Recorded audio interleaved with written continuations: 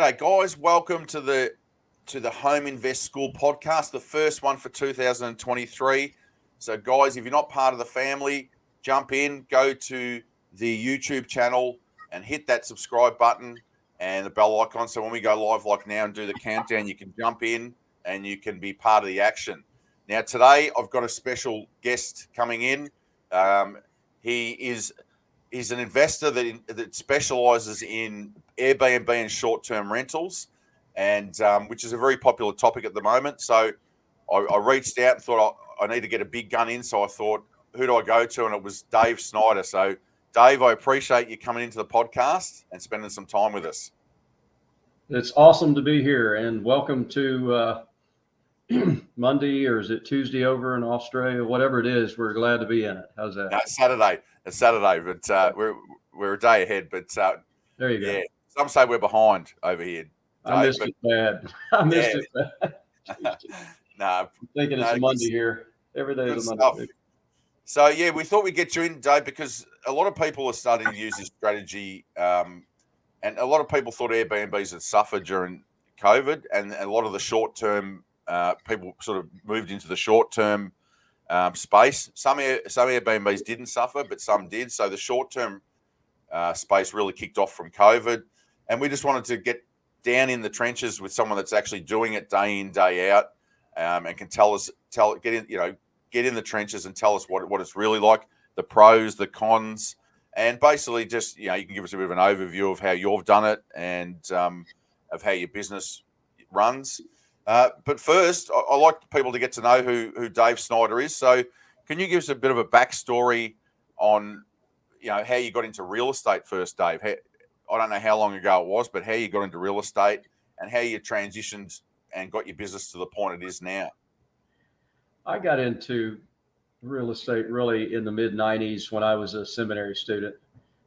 As a graduate student, my wife was working for an airline and my budget wasn't quite working.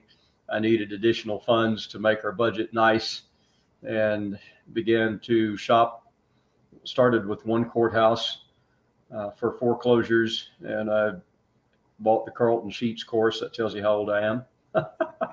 And actually signed up for their coaching program. Had some people coach me through how to wrestle and lasso foreclosures, and before you know it, was rehabbing those. I guess I called on 110 lenders and finally found one that said, "Yeah, we'll finance you if you can get a long-term letter from a mortgage lender says if you go over 18 months, they'll turn it into a 30-year note. Bring me that letter and we'll do it." So I got somebody, and then I started shopping 7 different counties courthouses. Before the internet, came up with sheets that would put all the data down there in terms of where the equity was, and began to acquire properties and fix them up, and typically retail and sell them. In some cases, I began to hold some as long-term rentals. And so I've, worked my way up to about 20 rental properties at this point. And I can tell you that can be fun, and it can be, you have to kind of learn how to manage it. So that's the long answer to your short question. Is that good? Yeah, no, that's great. And that's great because it shows that, how you got into it. And so you sort of did the fix and flip or the rehab thing and retailed them, sold them through a realtor or whatever. And then what sort of, how many properties did you do before you said, "Nah, look, I think we need to keep these and we need to keep these as rentals"? Was there a period of time, or you sort of did it both at the same time? You sold some, you kept some? Yeah, it depended on the asset. There was a property that we had lived in. I had bought a little property and began learning how to fix it up. It was an old little, it smelled bad, it looked bad, and I bought it because it was close to campus, and we began to doll it up and fix it up, make it look nice, and people wanted to come over to our place. And so, even a friend of mine's lifelong friend, and we met in college, and he's an attorney, and he would say, "Hey, let's get together. Can we come to your place?" And we had made it look absolutely wonderful, and it became a delightful place to be. But because it was so old, I didn't want to hold it long term. I did move out of it and hold it as a rental for a little while. And I thought, if I'm going to part with one, I think I'll part with that one. It's either spend some significant money and make it a lot more, or let somebody else do that and roll my money into something else. And so I began buying more newer properties, and every asset was different. And you look at it and you say, this one's worth holding on to, this one's worth flipping, I can get more out of it. So I just make that decision on a case by case basis and still do. Yeah, yeah. And then, so you did the rentals. At what stage did you start doing the Airbnb, the short term rental? Did that come a lot later? Did that It come? did. Yeah. Yeah, it did. So you did the traditional method, be tenants, being a landlord, and then you did a bit of a penny drop. Did something happen where you went, oh, I can actually probably have a little bit less hassles with, that I get with tenants, and I can actually make a bit more cash flow? Was there an aha moment when you sort of went, let's try something different? Well, I'll tell you, I'm a member of the local Real Estate Investors Association here. It's called Carolina Real Estate Investors Association for Western North Carolina. And I went to one of the focus groups that focused on it. And one of the leaders said, you can get better margins, X dividend higher margins if you do short-term rentals or furnished or vacation rentals. And that perked my ears up. I'm always looking for ways to improve margins. And I think, I could do that. So as I was acquiring properties to either hold or, fix up and flip or rent, and as you get better at the rental game and learning how to screen tenants and how to put more responsibilities on them and that type of thing, one asset came to my attention through just the course of looking at properties that I thought this is going to be kind of a tough one to get a lease option tenant in. If somebody were to take over, the mortgages were between $3,000 and $4,000. I would need somebody who would be paying between $4,000 and $5,000 a month for a mortgage for a big, 5 to 7 acre property, 5-bedroom, 4-bath. It can occupancy up to 19. And decided, let's go the short-term rental route. Let's fix it up. And it's part of the video I sent to you that shows you a sampling of the different properties I've got. Anything from an A-frame cabin in a 5-acre plot near the Blue Ridge Parkway and the Arboretum, to this one is way up near the Blue Ridge Parkway up on the north side of town, but yet you can still get to downtown Asheville in 14, 15 minutes. So let's try that. And sure enough, for the last 4 years or so, it's cash flowed an average of $158,000 a year, which I figured was a little better than what somebody would do on a lease option basis or something like that. So it was a function of better cash flow for that particular asset. Yeah. Yep. And how long ago was that when you started? What would you say, 5 years ago, was it? Or like that's about 5 years ago. There was one that I started short-term renting using turnkey vacation rental, and it was in the city limits, and so somebody had to live in it, and you could rent out a couple of bedrooms. At some point I decided, let me try furnishing a thing and trying mid-term rental on that one. And so I started about 2017 or 18 just to try to get more cash flow out of the properties. Properties were still semi-affordable here in our area. They've never been as affordable as other areas of the state, but it was a good decision. It's a good decision. People have enjoyed coming. I enjoy giving that great guest customer experience to people. And this year we host, each year we host a little over 3,000 guests per year. Oh, yeah, that's amazing. 3,000 people. And that's a part of it too that people don't really talk about, is giving someone that experience, someone coming from another state or somewhere, out of town, and giving them that experience. It actually can give you a bit of a buzz, that people, some people have no contact with them. Some people have some contact with them. So it just depends where you're at, but it's a good feeling to know that someone's enjoyed their stay and they've had a great time and they've left really good comments. So that's a really good point that a lot of people don't talk about. It's generally just about the figures, the bottom line. But that's true, Dave. And, knowing you, that'd be important to you, that they have a great experience as well. Just as, as a human being, just as a human to a human. So can you give us sort of like just an overview of your business? And I just mean as in pros and cons. We won't go too far into the weeds, but just like pros and cons. Like if someone's listening and they're thinking of doing this, or they're just starting off in this industry, just something that they can you can give some bullet points, or you can explain how, look, these are the real benefits and these are the sort of shortcomings that you're going to have to be prepared for. Yeah, I would say you can get more cash flow out of a property if you market it correctly, if you stage it and furnish it correctly.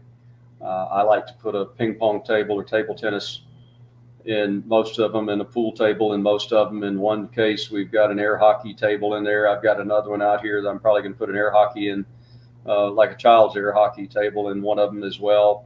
So try to think through, what would I want to do and enjoy if I were vacationing. There's usually some weights. There's usually a treadmill, maybe an elliptical, because I like to do, cardio and some workouts early in the morning. So I think that through. In some cases, that's in the garage. In some cases, that's out on the screen porch, that type thing. But in terms of an overview, I believe your question was asking what's the upside and the downside.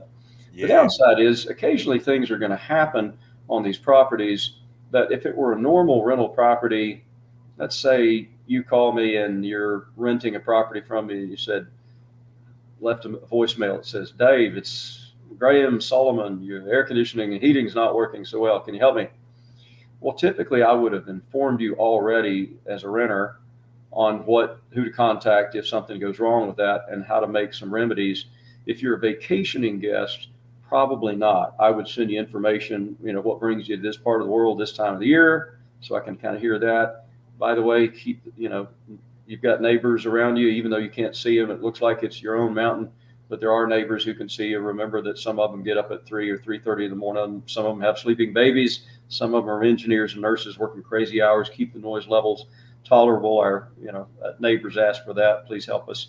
And by the way, please don't take food and beverages into the bedrooms. We've had to replace some of the bedding, furniture, and our cleaning staff has gotten a bit stressed if it attracts, insects or something. So try to keep the food and beverage out of the bedrooms. So just little things like that I would communicate in a text, and they're cut and paste. They're sent to everybody per the property and giving them tips on what's around them.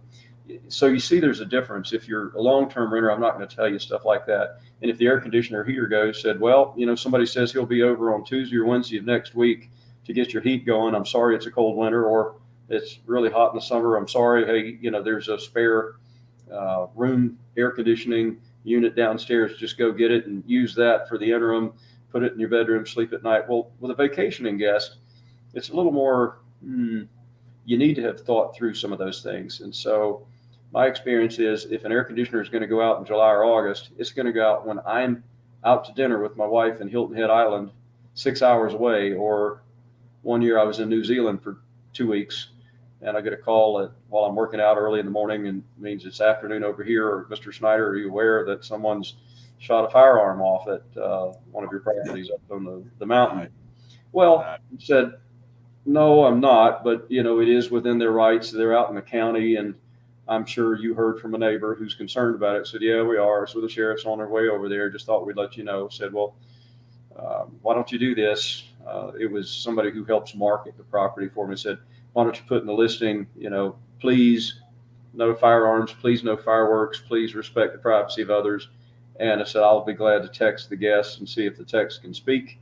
And T-Mobile is good for some things and less good for other things. But I texted the guests and said, can you speak? And they texted back and said, as soon as the sheriff leaves, I can. And I talked to them and said, well, how'd that go? I said, well, it's fine. They said, you're in your rights, but no, the neighbors are concerned. They want to know, is somebody being shot? I said, no, you can let them know that, no, we were just recreational shooting. We didn't know anybody was up here. Because it looks like their own space, but sound travels, especially upstream, uphill. So there's just little things like that. I typically have 4 or 5 companies that I can call that'll go out and fix an air conditioner and get out there at 9 o'clock or 10 o'clock at night and fix it. I've got people that can go out and relight a hot water heater.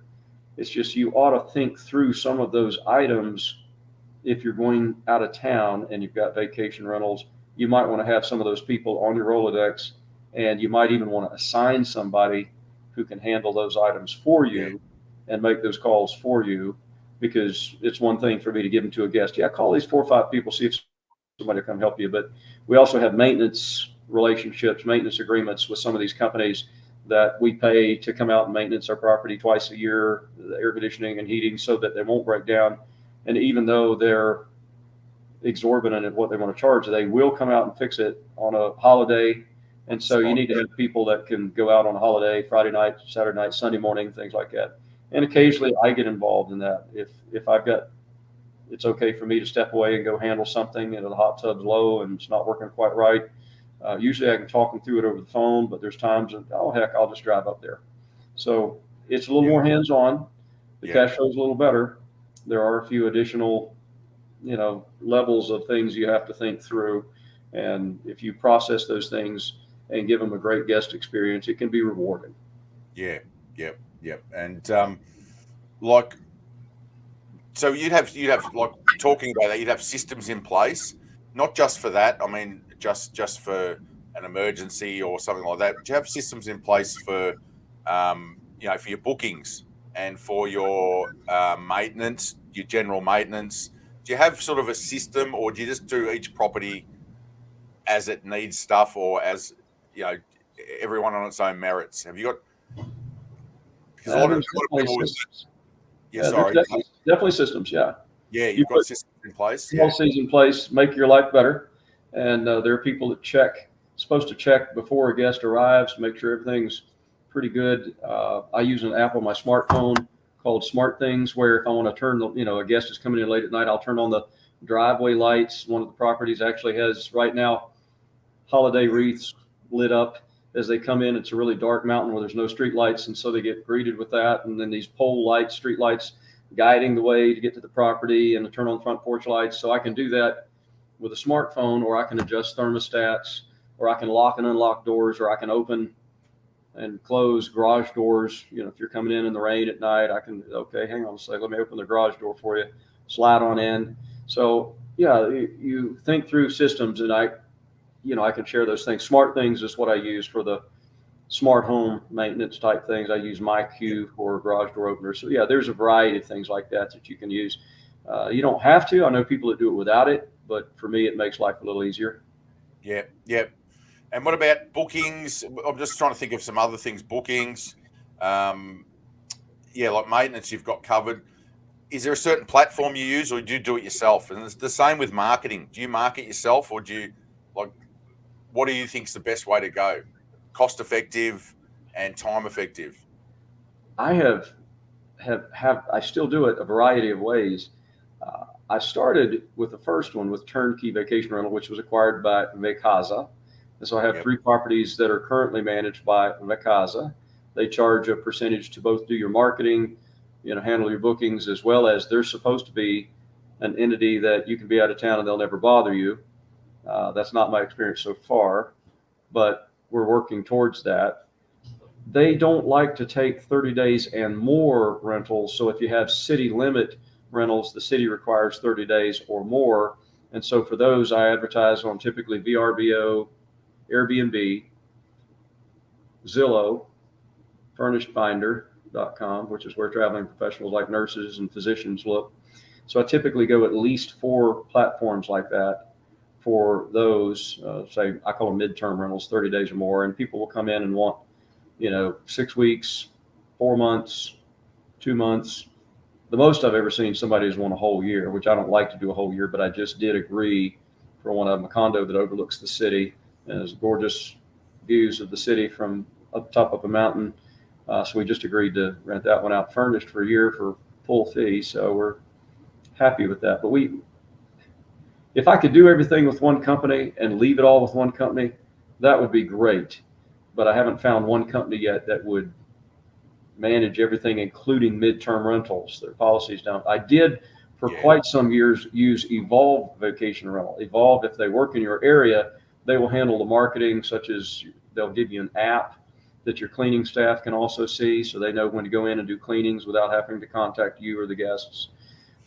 They manage the difference between bookings.com and hotpads.com and Airbnb and VRBO. They, anywhere from 10 to 20 different marketing platforms. They'll handle that. But Evolve Vacation Rental does not provide the cleaning staff or the maintenance staff for you. You have to kind of quarterback and develop your own team for that, which you can do, make some phone calls, find some dedicated people.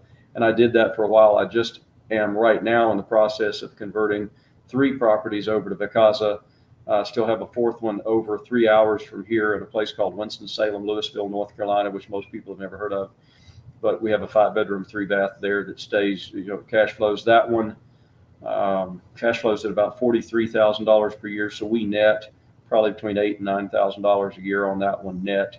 whereas our highest peaking one cash flows at 158,000 a year, and we probably earned over half of that, probably 80,000 or more on that one property. So they range anywhere in that range.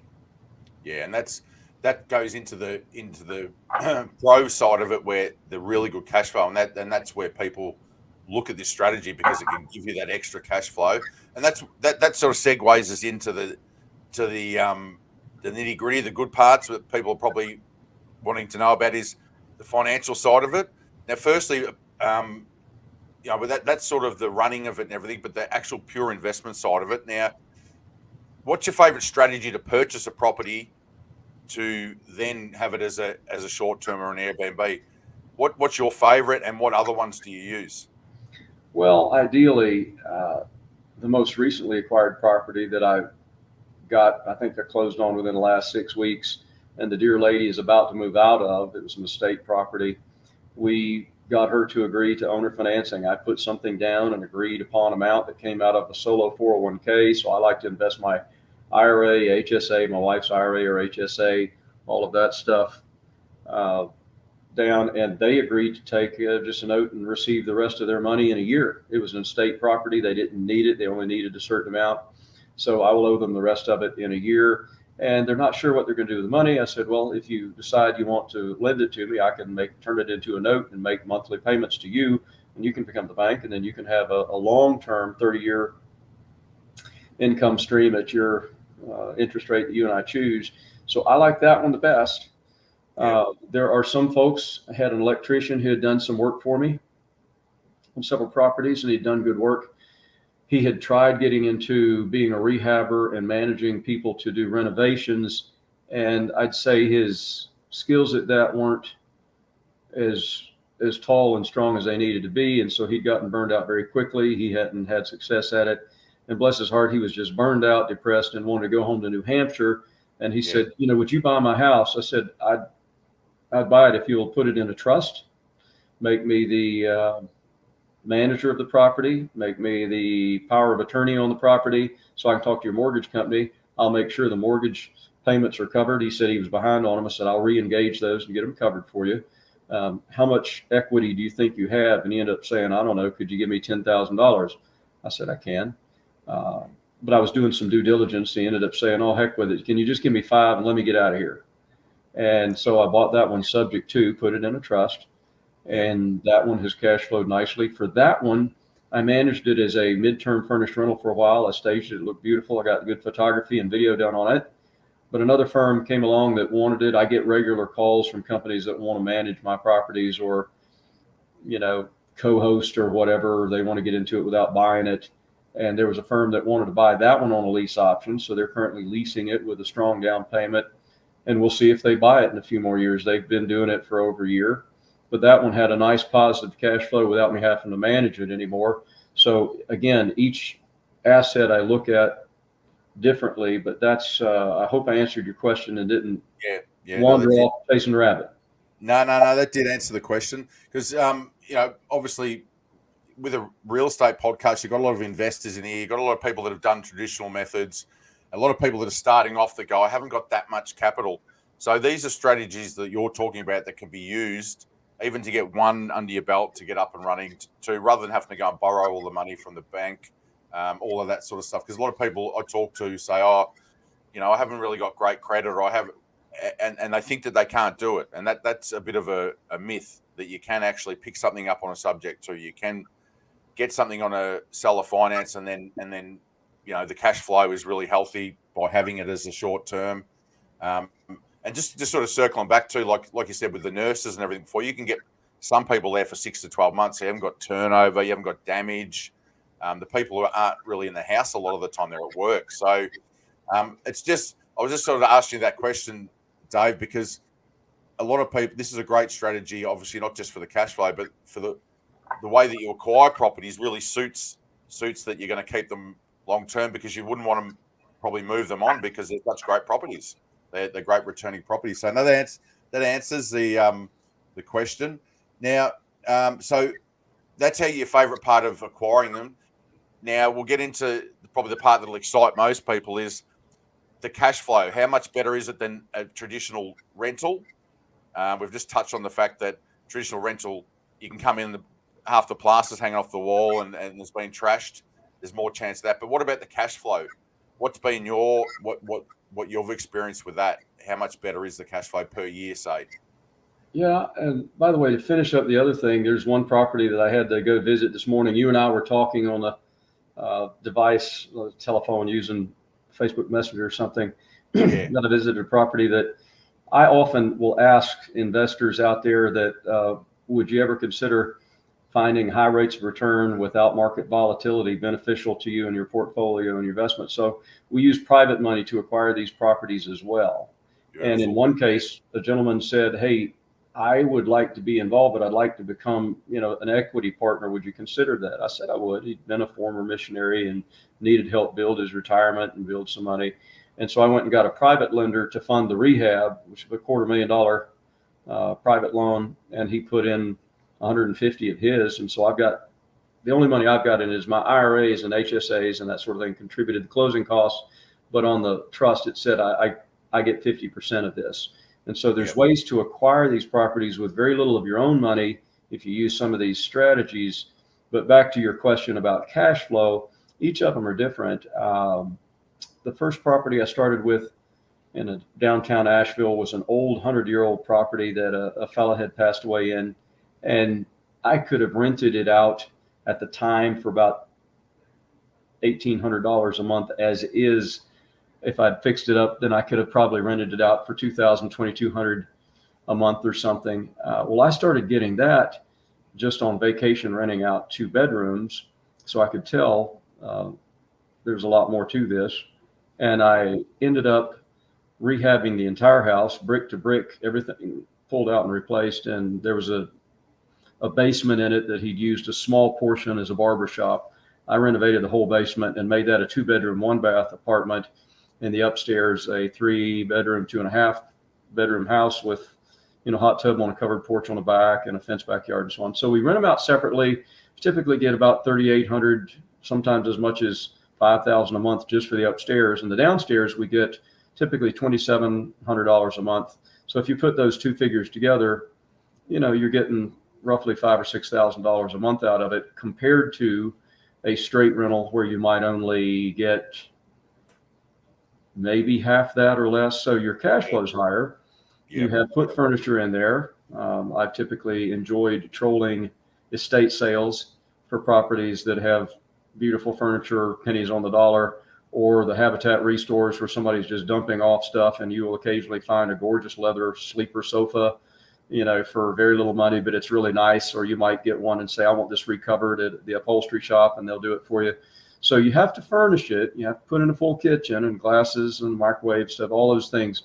But once you do, the cash flow is stronger. So you have to do the math and do your own calculations as to how you want to do your business. There are some friends of mine who won't touch short-term rentals. They don't want to mess with it. It's a little too messy, and they just like their other methods. And by the way, I've gotten to the place where if somebody's going to do a long-term rental, I'll market it as a rent to own. And if they approach me and say, well, I will give you whatever deposit you want, but I don't want to buy it, but I will rent it and I will take over all of the management, all of the maintenance, and I won't call you, I promise. We've got some of that going on. So if that appeals to you, you can use that strategy and have no headaches. But if you do pursue short-term rentals or vacation rentals, occasionally there will be some of those things that it's not in the playbook. I don't think you can put items in the playbook like, since some of these properties have an upstairs and I rent the upstairs and downstairs separately. A bloke from New York texted and then called me and said, I got in a little bit too late. It's between 2 and 3 in the morning. Maybe my girlfriend and I were a little too rough on the bed anyways. Maybe the bed was bouncing and pounding and the girls downstairs didn't like it. So they banged on the ceiling, let us know. My girlfriend doesn't want to stay here anymore. She's uncomfortable. Can we get our money back and can we leave? Yeah. That's not the playbook. Yeah, that's right. That's right. I had to work with him and say, well, I've got some other properties I can move you to. I suspect I might have had the same experience if I was trying to sleep and get up at 6 in the morning. Yeah. But we'll work through it, and you just work through stuff with caring with people. So I'm just throwing out there. Yeah. Yeah. Let me shut up. No. They're great points, because a lot of people wouldn't even think of that. I mean, there is a lot of stuff, but once again, there's a big upside. So I think people would probably, think of the upside, but it's like anything. The old term is, get into real estate for a passive income. I don't think there's anything that's truly passive unless you've got other people managing it, because all these things come up. The same thing happens with rentals. You might have property managers in, but you've got to sometimes manage them. Every strategy's got those things. So it's good that you're upfront and honest, because the people, like I said, you're in the trenches. You're not on stage trying to sell the dream to someone. You need to know the downsides, and that's one of probably the downsides is you've got to be a little bit more hands on sometimes. So I know some people would pay, try and pay someone to manage a bit more, but I think the experience is better in the Airbnb world than that if you're involved, because you've got that personal touch and you know what you want. So no, that's fine. Now the last one, I'm going to ask you about your time at Social Media Blueprint at Home Invest. I'm going to ask you about your time there. So I've got a few questions about that and a few mindset questions. What sort of mindset it takes to be getting a phone call when you're in New Zealand and getting hassled, all that sort of stuff. But the last sort of question I have about the short-term rentals was, is it a long-term game? Like like obviously if you keep the property as an investment for 10, 15 years, the appreciation will happen. But is this something that you're looking at for long term, like pretty much retirement? You'll still have these, even though there's going to be some hands-on stuff, or have you got a different strategy? You're like, no, when we're this age, we're out. We're going to get out. What's your end game with it? Mostly a hold for the long term. However, the market went a little crazy here in the last year. And so there was a property that I did acquire for about $435 or so, probably 4 or 5 years ago. It's listed for a little over $2 million right now. And so if that one sells a little over $2 million, we'll let it go instead of taking the $158,000 or cash flow, whatever it is. By the way, you can always hire companies that will manage them for you and take all of it. You work with them to communicate what they need to do, and they'll charge anywhere from 20% to as high as 40% of the rent. You can beat that, but those are the general ranges. 20 to 35% is the averages.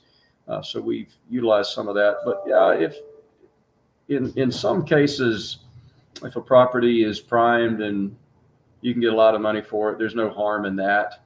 But for the most part, we hold them and they cash flow, and we keep growing our portfolio. And whether that's a good thing or a bad thing, I have people who strictly flip. That's fine. We do some of that, but some of these, I don't know. I enjoy the interaction. I enjoy the properties, and I always like to fix them up as if I would live in them myself and enjoy it. Yeah. So, unfortunately, you did send me a video, and I wish my tech skills were better. I would have loved to have got that on the screen and shown it. It showed, it's a beautiful video that goes through all the properties, and there's some before and after photos.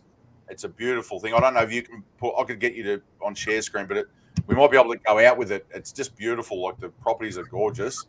Actually, the one other thing I'll just throw in before I jump in the SMB stuff was, another thing that's become popular, and I don't know if you do this, but you know about it, is the Airbnb arbitrage, where you lease a property and then you Airbnb it. So you become the middleman between, like you basically lease it off someone. You don't buy it, you don't take possession, but then you turn it into an Airbnb or a short-term rental, and you make the money in between.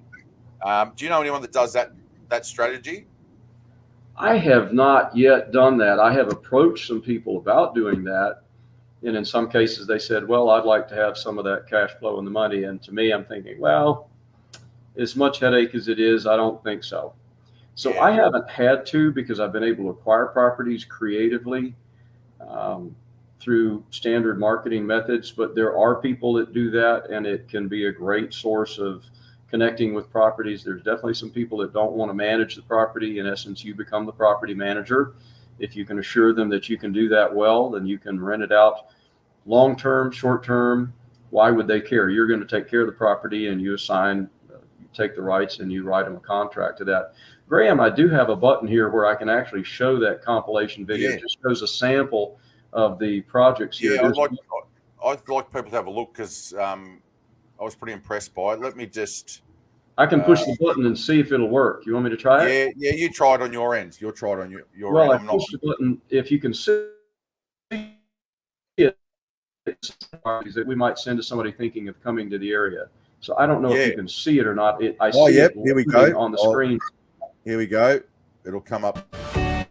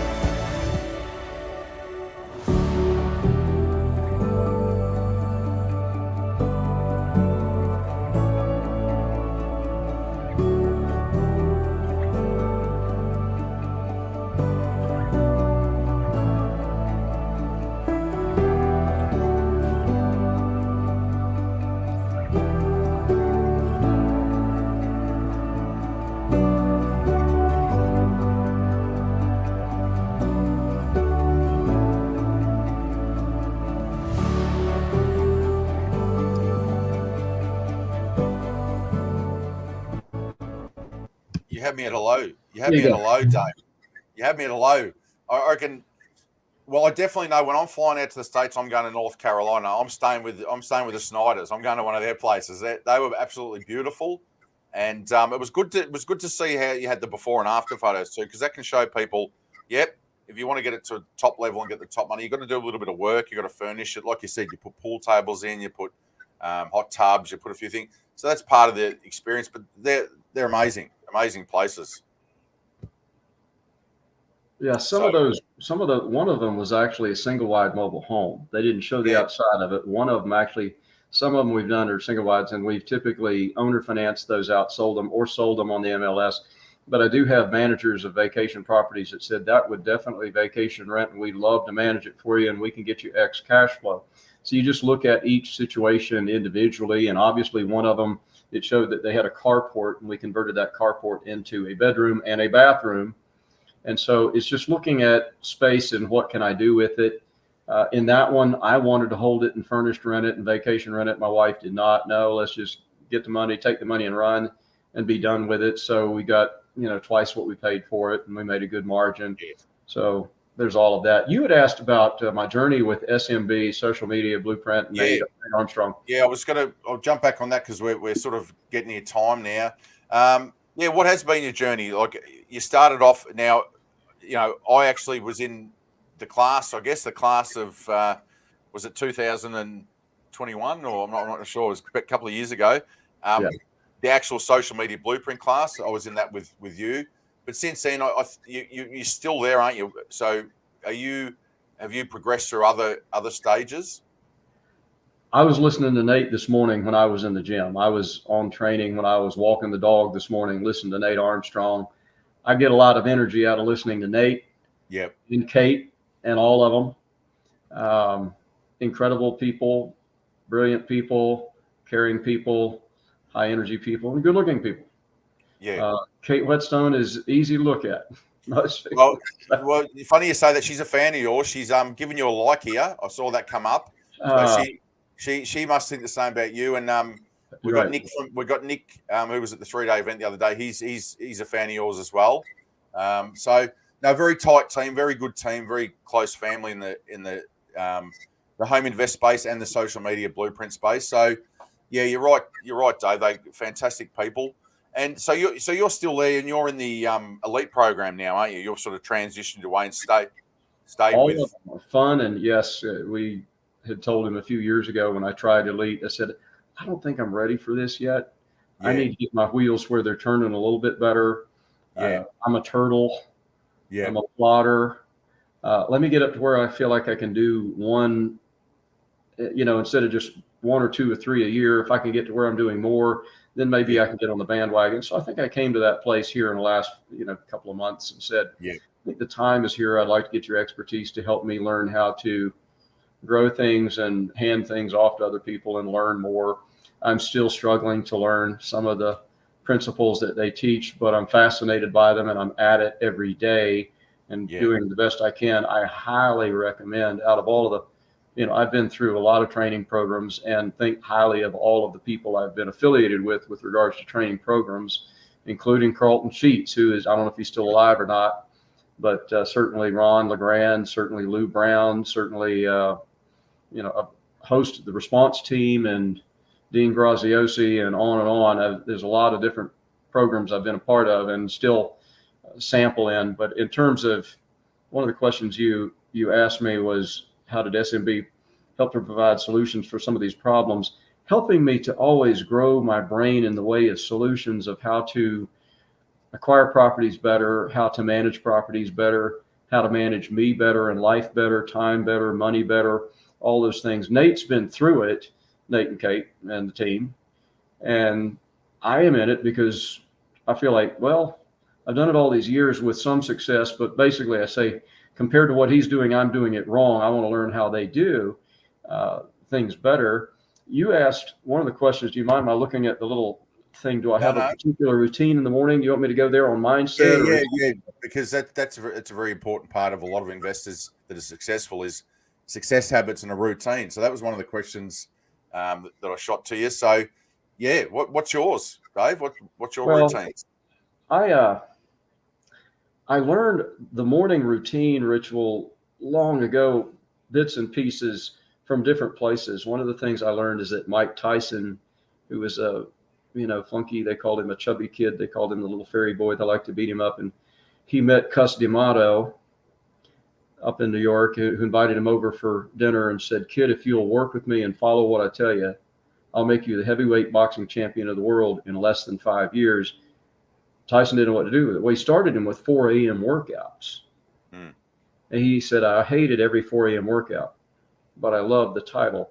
And so one of the things I learned long ago was from him and Arnold Schwarzenegger and other people is to get in the gym early, get up and read early. I started right out of college getting to the office early and reading for almost an hour before I got my work done. So I would show up an hour before I'm supposed to be there and read books. Today I listen to audiobooks as well as read books every day. So I have a routine that I get up early, earlier than most people want to get up. Yeah. I pray. I have my devotions. I read my affirmations. I try to read them with emotion and positivity. I try to do visualization. I try to do an evening affirmation to give my brain something to think about, say a prayer about what you're going to, I think it's Linda Sivertson who wrote the book, Beautiful Writers, said, I'll ask my brain a question, say a quick prayer, go to bed. It's amazing how your brain can work in the night, sometimes come up with the solutions. I'll say, God, help me with this. I need this, and I'll expect it. And sure enough, it's amazing how often it happens. But it includes affirmations, visualizations, reading, exercising. I'm typically at the gym. Used to be 5:30 in the morning. Now I'm in the gym typically about 5. And at 6 o'clock to 7, I'm typically riding a bike up and down these mountains that I live on and walking a dog up and down the mountain that I live on because I'm doing cardio to keep my healthy, health-wise, conscious-wise, food-wise.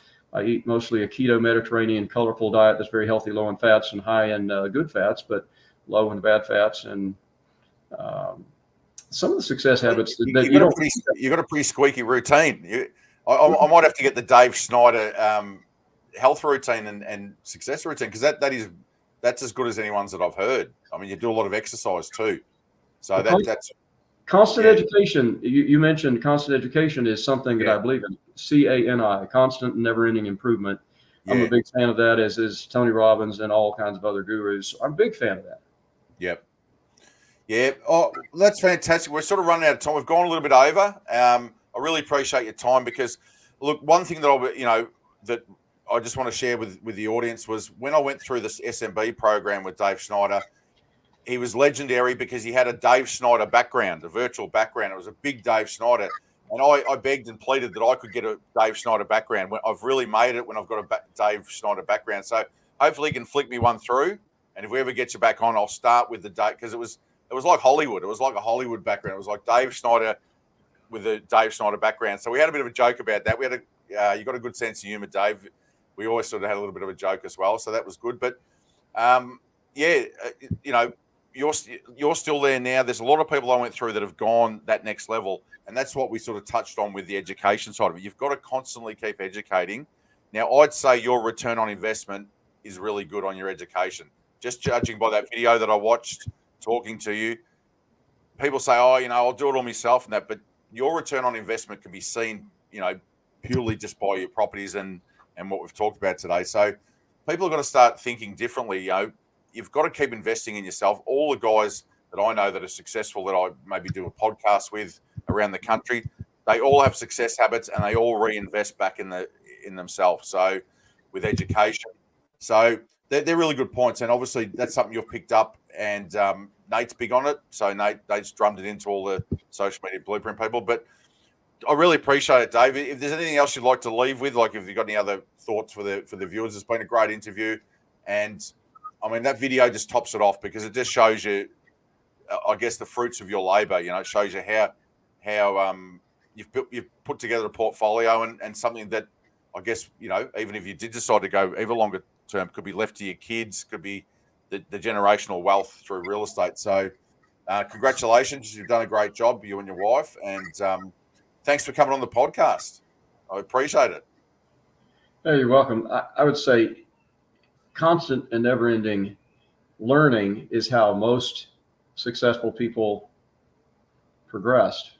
Henry Ford didn't learn it all himself. 6th grade education, he would learn from others. Thomas Edison networked with Mr. Firestone and several other people that were going places. So always network with people. I'm a member of the Asheville Rotary, the brilliant people that run this city. I'm I'm the care captain for the care committee. If you're in the hospital or break your leg, I'm there to bring you a meal or say hello. I'm a member of multiple car clubs. I'm a vice president membership of Toastmasters, learning how to speak a little bit better, that sort of thing. So personal development is important, I think, but it's not absolutely necessary to get involved in real estate. Go out, find a way to get a property, find a way to get it rented, learn from others, even if you just listen to Bigger Pockets. But you can't do any better with education than Nate Armstrong and social media's offerings. It's stellar beyond belief with everybody, and you can't do better with podcasts than yours. Yeah. Well, I was just going to say, one of my last questions was, other than the Home Invest School podcast and the Thunder from Down Under podcast, do you listen to any other podcasts, or is that just it? Are you just addicted to those two?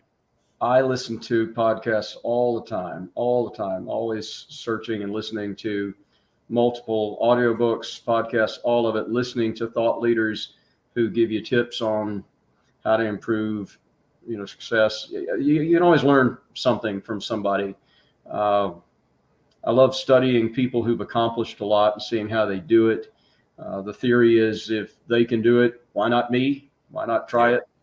Yep. And you learn how and the stumbling difficulties and challenges they went through. Most people don't know that Bill Gates did go through some challenges, that Howard Schultz of Starbucks did go through some challenges, and you get to see how they worked through those challenges. Conrad Hilton in hospitality, how he went through the Depression and lost most of his properties, how he worked with people to get there. So I think always learning is a great idea. I would just encourage you to seek out those that will inspire you, lift you up, and teach you from the greats, and have always read their books and always been learning from them, and plan to be doing that for another 50 years.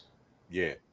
No, I agree totally. So that's a great point to end on. Thanks again, Dave. When I'm coming in, I've got a friend in North Carolina. I'll do a shout out because I think he's in this Facebook group, CC Gale, and I'm going to make an effort to get up and see him. I'm coming to stay in one of those properties. They're beautiful. So I'll roll into town.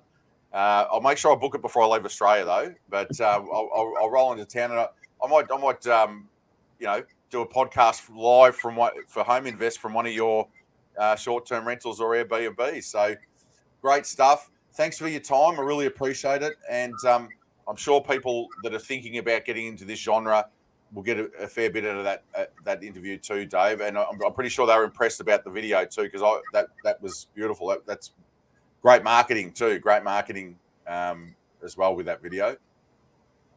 Australia is one of my favorite places to be. If I had to live somewhere else, Wellington, New Zealand, or Sydney, Australia, or Melbourne, some of my favorite places to be, maybe Singapore, but over where you're at is a wonderful place. And Graham Solomon's podcasts are awesome. You always have fascinating guests on there, very educational. Appreciate what you're doing, and let me know how to help further. I hope all of you have an awesome weekend, since it's Friday afternoon here and Saturday in Australia. And we'll look forward to catching up with you some other time. Thanks for having me on the show today. No worries. Good on you. You too. Have a great weekend. And thanks, Dave, for coming in. Appreciate your time. You too. See you, mate. Cheers. Bye-bye.